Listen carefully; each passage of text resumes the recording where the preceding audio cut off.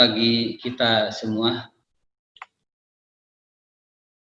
Ibu Direktur beserta jajaran yang kami hormati, Bapak Ibu kami banggakan beserta Bapak Ibu peserta webinar yang kami cintai.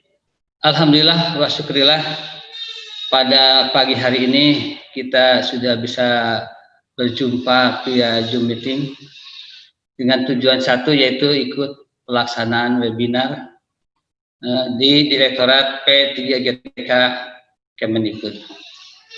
Baik Bapak dan Ibu yang kami hormati, dalam kesempatan ini webinar yang kita tampilkan dengan tema yaitu mencapai well-being student dalam kerangka kerja pendidik. Pada kesempatan ini saya akan menampilkan satu judul pengembangan dari tema tadi, yaitu well-being student, strategi meraih prestasi. Baik Bapak dan Ibu yang kami banggakan, mencapai well-being student dalam kerangka kerja pendidik maksudnya adalah bagaimana kerja pendidik dalam melakukan pengendalian mutu atau melakukan pembimbingan kepada guru sehingga tercipta suasana proses pembelajaran yang menggembirakan atau menyenangkan atau bisa mensejahterakan warga belajar atau siswa. Baik Bapak dan Ibu yang kami hormati, sebelum saya masuk ke materi, perlu saya sampaikan bahwa siapa itu penilik? Karena di kalangan kita, di kalangan direktorat kita yang baru ini mungkin tidak begitu mengenal siapa itu penilik. Dan dengan adanya kegiatan ini mudah-mudahan kita dikenal juga di Direktorat P3GTK. Menurut Permen Pan RB nomor 14 tahun 2010, bahwa penilik adalah pegawai negeri sipil yang memiliki tugas dan fungsi sebagai pengendali mutu dan evaluasi dampak program. Ini tugas penilik sesuai dengan Permen Pan RB nomor 14 tahun 2010. Dari mana itu penilik? Siapa sebelumnya? Nah, pada Permen Pan RB nomor 14 tahun 2010, ini mohon maaf perlu saya sampaikan agar mungkin semua lapisan peserta, lapisan masyarakat, direktorat mengetahui siapa itu penilik. Pengangkatan penilik yaitu berasal dari pamong belajar, guru, kepala sekolah, pengawas, atau pegawai lain yang sesuai memiliki pengalaman tentang pendidikan non formal dan informal, serta memiliki golongan minimal 3B. Nah, ini penilik. Jadi mudah-mudahan tidak ada pertanyaan lagi, penilik itu pegawai negeri atau bukan? Jadi penilik jelas, ini pegawai negeri yang derajatnya sama dengan pengawas sekolah. Penilik bertugas mengawasi pelaksanaan pendidikan PAUD dan Dikmas. Kemudian menurut Permen Dikbud nomor 98 tahun 2014 tentang standar kualifikasi penilik, penilik harus memiliki standar kualifikasi dan standar kompetensi. Kualifikasi penilik yaitu minimal S1 atau D4 pendidikan. Kemudian kompetensi apa yang harus dimiliki? Pertama, kompetensi kepribadian. 2, supervisi akademik.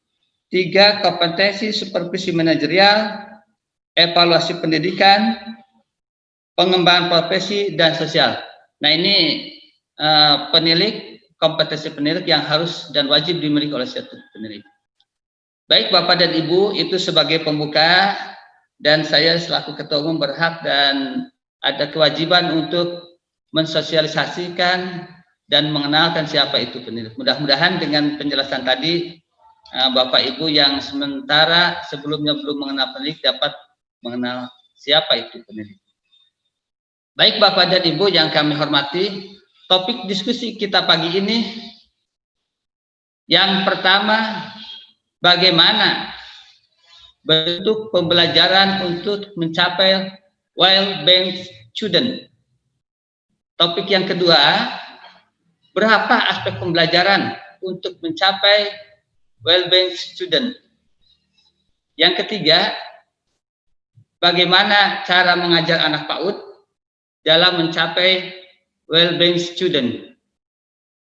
Baik Bapak dan Ibu, sengaja di paparan ini saya tampilkan gambar-gambar yang mungkin menyejukkan hati, seiring dengan akan membawa peserta, akan kami bawa untuk bagaimana menciptakan situasi pembelajaran, memberikan bimbingan kepada guru untuk dilakukan pembelajaran yang menyenangkan. Bapak Ibu yang kami banggakan, saya sampaikan ada 7 pembelajaran untuk mencapai well-being student. Yang pertama adalah pembelajaran kontekstual atau biasa kita kenal yaitu CTL, contextual learning. Apa itu contextual learning? CTL adalah pembelajaran yang berfokus pada pemahaman peserta didik. Kemudian pembelajaran otentik atau real world learning. Selanjutnya pembelajaran yang aktif atau student center. CTL adalah pembelajaran pemusatan pada proses dan hasil. Selanjutnya CTL adalah pembelajaran pengembangan yang mengembangkan kognitif tingkat tinggi. CTL yaitu pembelajaran distributif. Baik Bapak dan Ibu, jadi CTL adalah contextual learning atau contoh pembelajaran yang menyenangkan, yang lebih menekankan pada pembelajaran yang menuntut siswa untuk terlibat secara penuh, mengorientasikan siswa untuk berpikir secara realistis, yakni bagaimana materi pembelajaran bisa dipahami secara nyata. Bapak dan Ibu penilik yang kami hormati, next Bu. Pada kesempatan ini saya akan mengajak Bapak Ibu peserta, khususnya Bapak Ibu penilik, untuk memberikan arahan binaan bagaimana kita menghadapi masa pandemi COVID-19 dan menghadapi masa kenormalan baru atau new normal. Berikut contoh pembelajaran kontekstual. Next. Dilanjut Bu. Ya. Ini salah satu contoh foto pembelajaran kontekstual yang biasa dilakukan. Jadi siswa, warga belajar dituntut untuk ikut aktif berperan dalam proses pembelajaran. Selanjutnya, bagaimana Bapak Ibu penilik mengarahkan kepala sekolah dan guru untuk mencapai proses pembelajaran yang happy, yang fun, yang menyenangkan, yang mensejahterakan warga belajarnya. Berikutnya pembelajaran inquiry. Pembelajaran inquiry adalah pembelajaran yang berusaha melibatkan secara maksimal seluruh aspek kemampuan siswa untuk menyelidiki, mencari tentang peristiwa, benda atau manusia secara sistematis, logis, kritis, dan analitis, sehingga siswa bisa menyimpulkan sendiri penemuan dengan penuh keyakinan. Dalam hal ini, Bapak Ibu penilik mungkin dituntut dan harus mampu dengan kompetensi yang sudah saya tadi sebutkan, membina para guru di lapangan untuk diterapkan pada proses pembelajaran, baik di masa pandemik dengan daring, PJJ, ataupun dalam menghadapi new normal. Langkah-langkah yang harus dilakukan ketika penggunaan metode pembelajaran inquiry. Yang pertama, orientasi masalah. Harus orientasi masalah. Kemudian merumuskan masalah apa yang akan dibahas. Itu terlebih dahulu dirumuskan. Yang selanjutnya mengajukan hipotesis, dugaan-dugaan, apakah ini ya atau tidak. Langkah berikutnya adalah mengumpulkan informasi dari berbagai hal. Informasi ini kita kumpulkan sebelum memasuki menguji hipotesis. Langkah berikutnya adalah menguji hipotesis. Kemudian setelah selesai pembelajaran, guru dan siswa dan warga belajar itu menyimpulkan apa yang sudah dibahas terlebih dahulu. Bapak dan Ibu, saya bawa pemikiran Bapak dan Ibu penilik untuk berpikir bagaimana kita menerapkan metode pembelajaran inquiry ini kepada Bapak dan Ibu guru untuk dipraktekkan atau dilaksanakan di lapangan. Berikutnya ini saya berikan contoh pembelajaran inquiry. Ini foto pembelajaran inquiry yang biasa dilakukan, dan kelihatannya warga belajar sangat senang dengan proses seperti ini. Kemudian yang ketiga, pembelajaran berbasis masalah.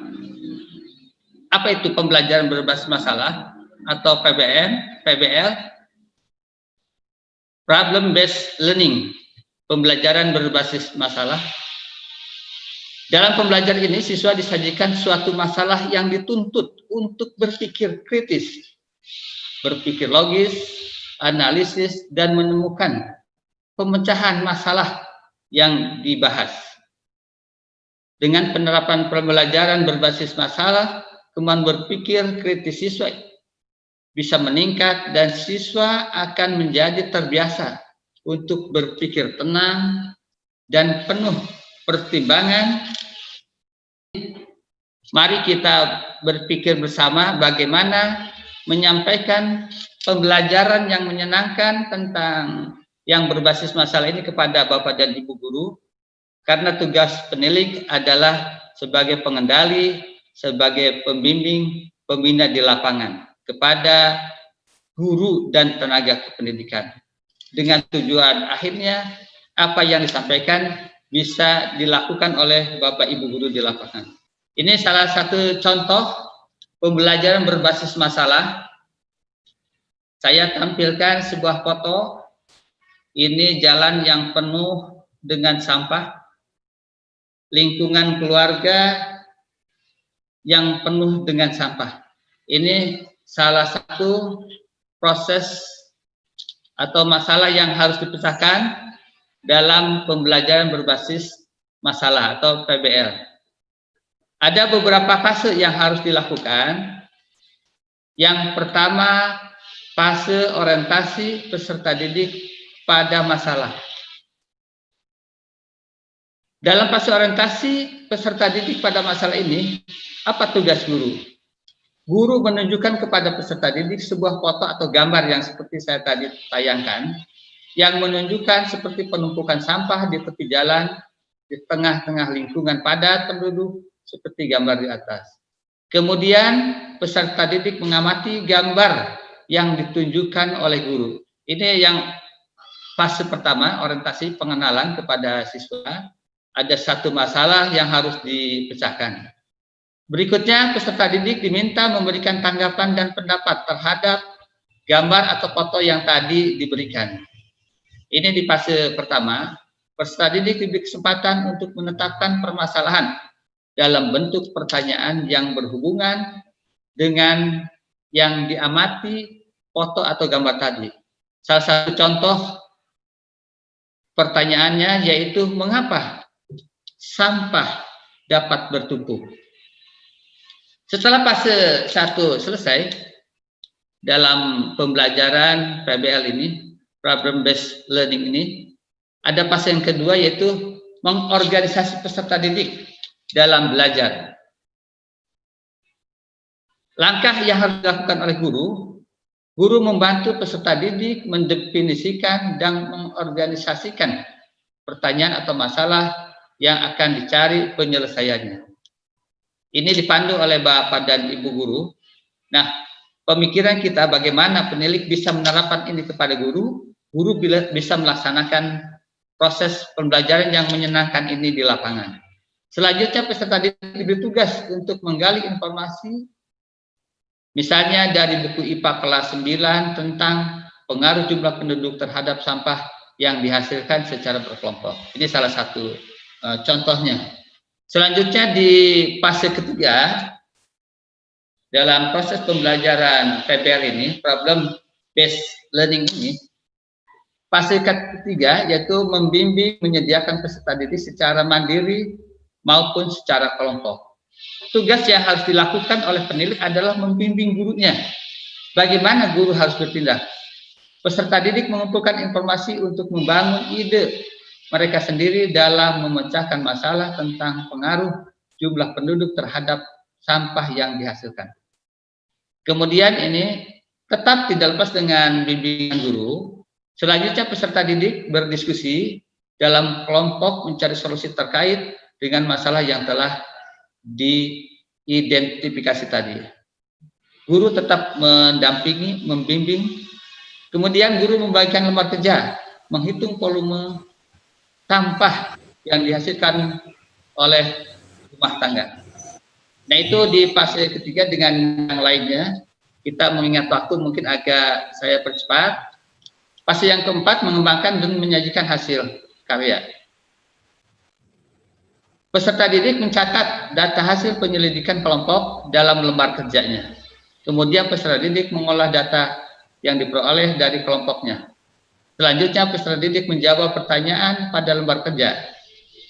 Kemudian peserta didik menyajikan hasil pengolahan data dalam bentuk laporan hasil.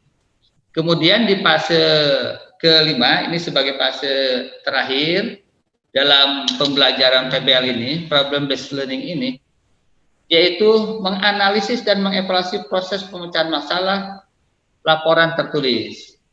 Jadi guru kita arahkan untuk membimbing anak-anaknya, warga belajarnya, yaitu peserta didik atau warga belajar dan guru mengevaluasi hasil penyelidikan melalui diskusi kelas. Selanjutnya, peserta didik dibimbing guru menganalisis hasil pemecahan masalah tentang jumlah penduduk dan sampah di lingkungan sekitar, dan peserta didik diharapkan menggunakan buku sumber untuk membantu mengevaluasi. Nah, ini di fase yang kelima, fase yang terakhir. Pada intinya bagaimana proses PBL ini berjalan, dianalisis kemudian dievaluasi.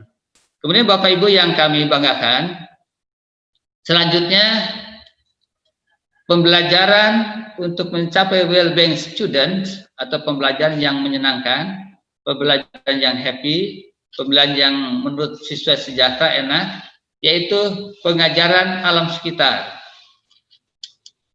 Belajar secara nyata dengan mengajak siswa secara langsung melihat bentuk realistis dari apa yang dipelajari. Misalnya siswa belajar tentang bunga, dedaunan, dan yang lainnya, maka siswa diajak jalan-jalan ke taman bunga atau ke kebun dan mengamati berbagai jenis bunga atau daun yang ada.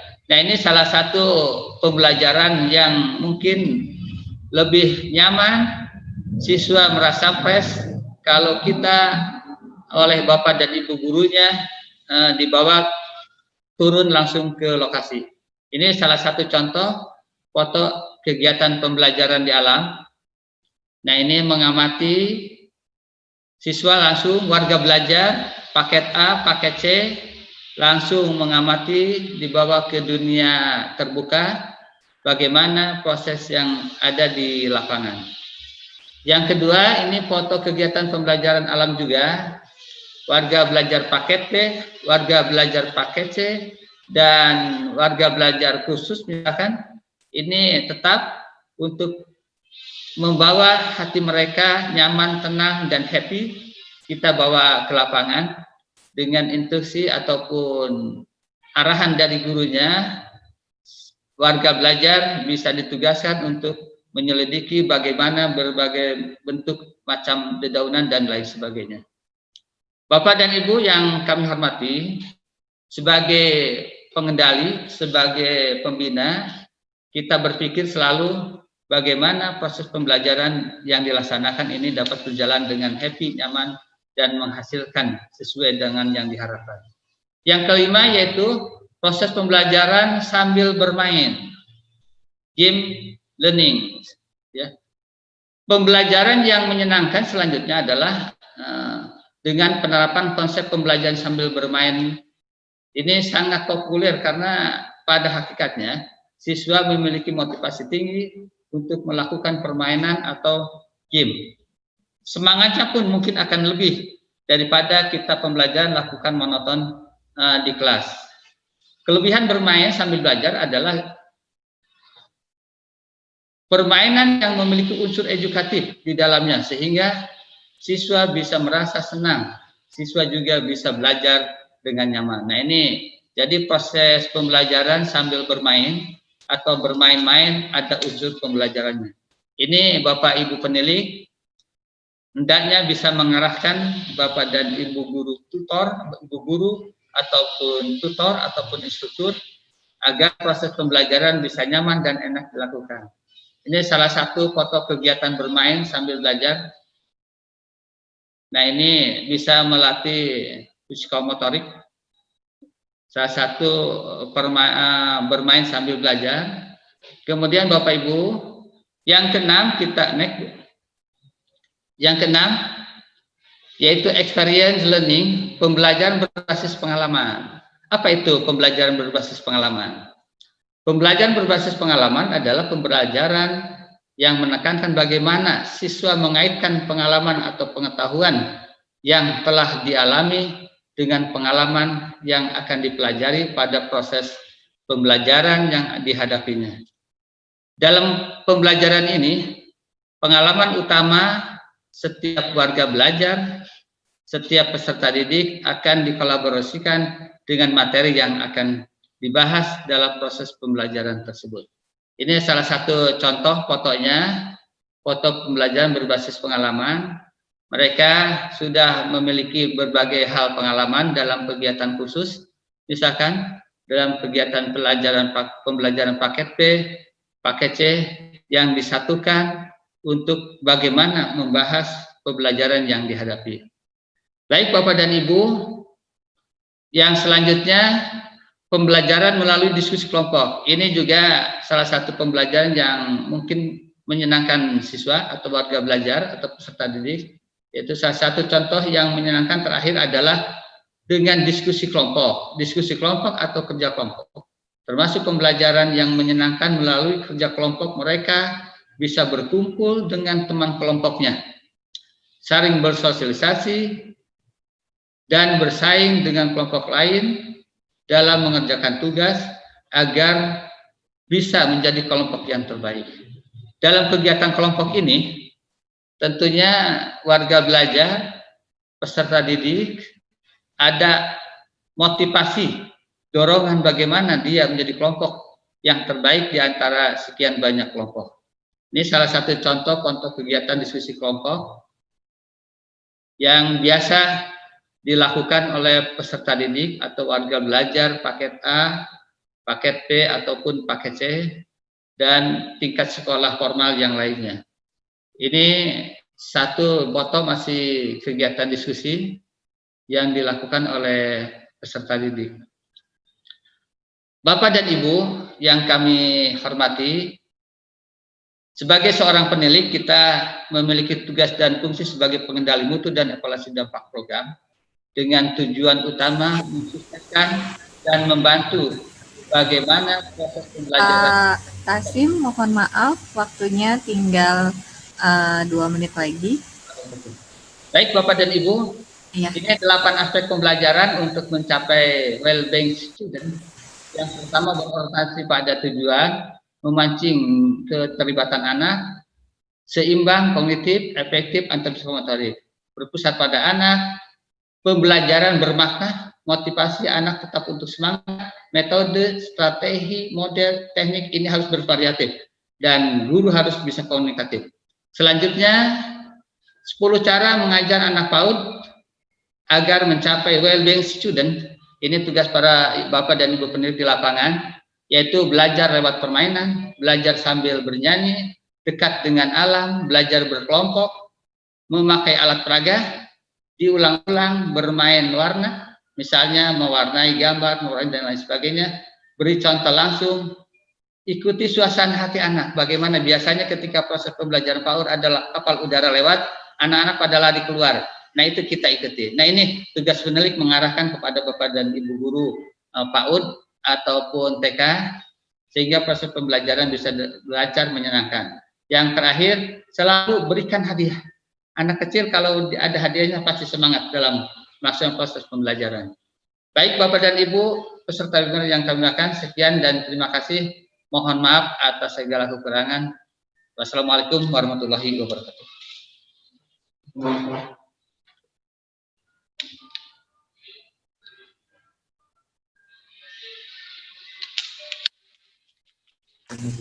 Baik, terima kasih Bapak Ibu sekalian yang berbahagia. Tadi merupakan paparan tentang student well-being dari dalam kerangka kerja yang Pak Tasim sampaikan merupakan pandangan